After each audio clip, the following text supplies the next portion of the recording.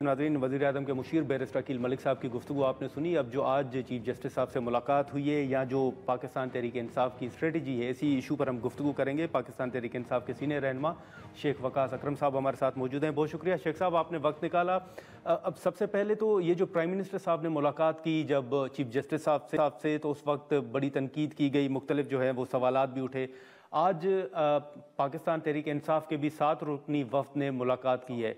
आप समझते हैं कि पहले जो तहफ़्फ़ुज़ात थे पीटीआई के चीफ जस्टिस साहब के हवाले से वो दूर हो गए, अब आपको तवक्कुआत हैं कि कोई रास्ता निकलेगा? देखें, पहली बात तो ये है कि मेरी तरफ से बहैसियत सेक्रेटरी इंफॉर्मेशन तर्जुमान पीटीआई के इस किस्म की कोई जी तनकीद अगर सामने आई हो तो मुझे आप बताइएगा।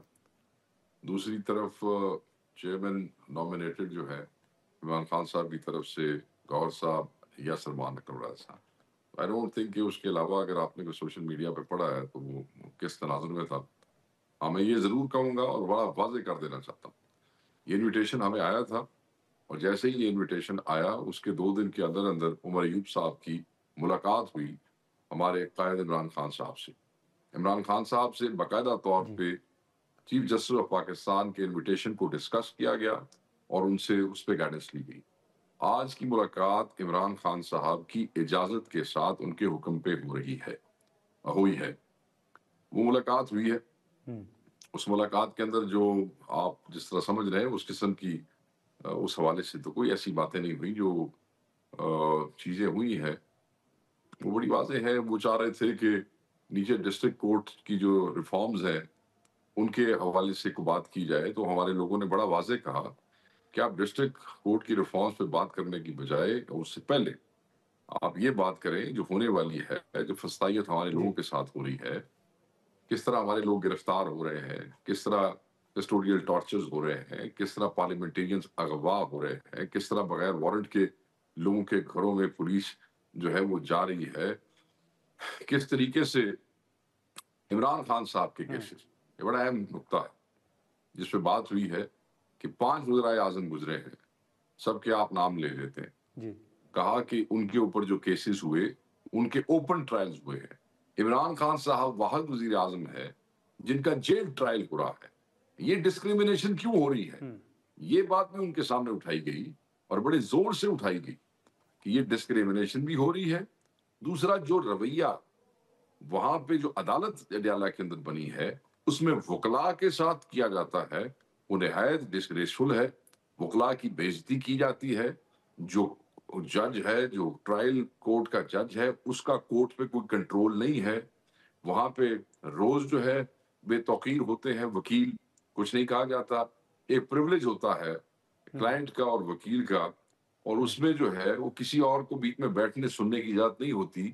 मगर खान साहब से जब मुलाकात होती है तो कोई ना कोई बंदा जो है ऊपर सर पे बाकायदा तौर पे बाहुक्म जो है वो खड़ा किया जाता है। तो इस हाँ हवाले से उन्होंने कहा कि बिल्कुल गलत है। ह्यूमन राइट्स की जो वायलेशंस है उनके ऊपर तफसील से बात हुई।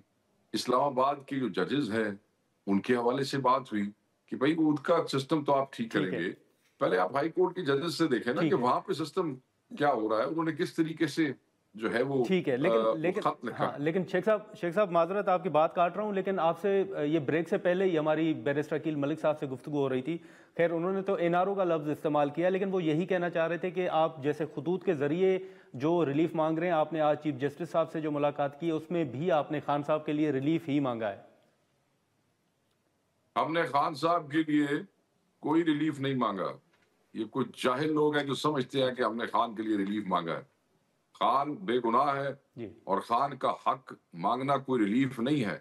हक क्या मांगा है कि बाकी सारे वज़राए आज़म को आप जो है ओपन ट्रायल करते रहे और खान का आप जेल में ट्रायल कर रहे हैं। क्यों, क्या किया उसने? दूसरी तरफ अगर ये कहा जाए कि जितने वज़राए आज़म थे, क्या वो जब अपने वकीलों को मिलते थे तो क्या 6-6 पुलिस वाले बीच में खड़े होते थे? तो ये इसको रिलीफ मांगना कहते हैं। ये कहना कि आपके हमारे केसेस जो हमारी अपीलें हैं वो बहुत सी अदालतों में लगी हुई हैं, दायर है, मगर वो लगती नहीं है, ये रिलीफ मांगना है।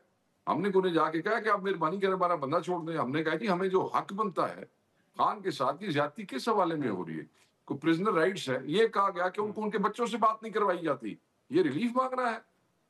ये कौन लोग हैं जाहिल लेकिन किस्म शेख के जो साहब चलिए कहते फिर हैं कि अब जो जो अब ہاں شیخ صاحب، اب چلیں، آپ نے مذاکرات ختم کر دی ہیں، آپ نے خطوط لکھے آرمی چیف صاحب کا، اس حوالے سے موقف بھی سامنے آ گیا. اب شیخ صاحب، آپ کے مطابق پی ٹی آئی کے پاس پھر کون سا آپشن ہے؟ وہی کہ رمضان کے بعد حکومت کے خلاف تحریک چلائے گی، یا بات چیت کا آپشن ابھی بھی موجود ہے؟ ہمارے پاس ہر قسم کی آپشن موجود ہے، مگر یہ جو حکومت ہے، یہ جو بلف کر رہی تھی قوم کو کہ ہم اپوزیشن سے مذاکرات کر رہے ہیں، ان کی منافقت اور ان کا جھوٹ جو ہے وہ ہم نے آشکارا کر دیا، اور ہم نے ان کی نان سیریسنس اور ہپوکریسی ٹھیک ہے. کی وجہ سے اس کو ختم کر دیا. پہل ہم نے کی، کمیٹی ہم نے بنائی، پہلی دوسری نشست تک ہم تیسری تک گئے. انہوں نے اس دوران جوڈیشل کمیشن کا کوئی اعلان نہیں کیا. اس دوران ترجمان کے گھر پہ اور مدرسے پہ حملہ کیا. اس دوران کو حالانکہ خان کو ناحق قید بھی ہو گئی، مگر ہم تو اتنے سیریس تھے کہ اس قید کے باوجود ہم نے اس قید کو بہانہ نہیں بنایا اور وہاں سے باہر نہیں نکلے. تو ہم یہ سمجھتے ہیں کہ یہ راستہ نہیں چھوڑ رہے. عدالتوں کے ساتھ کیا کر رہے ہیں؟ ہم نے یہ بھی چیف جسٹس کو بتایا، یاد رکھیے گا، کہ ہم 26 ترمیم کو نہیں مانگتے ہیں، جی. یہ غلط ہوا ہے اور یہ بدمعاشی سے کرایا گیا اور ہم نے اس کو چیلنج کیا گیا ہے. تو وہ اس حوالے سے میں آپ کو یہ بتا دوں کہ احتجاج کے علاوہ کوئی راستہ بچ نہیں جاتا ہے.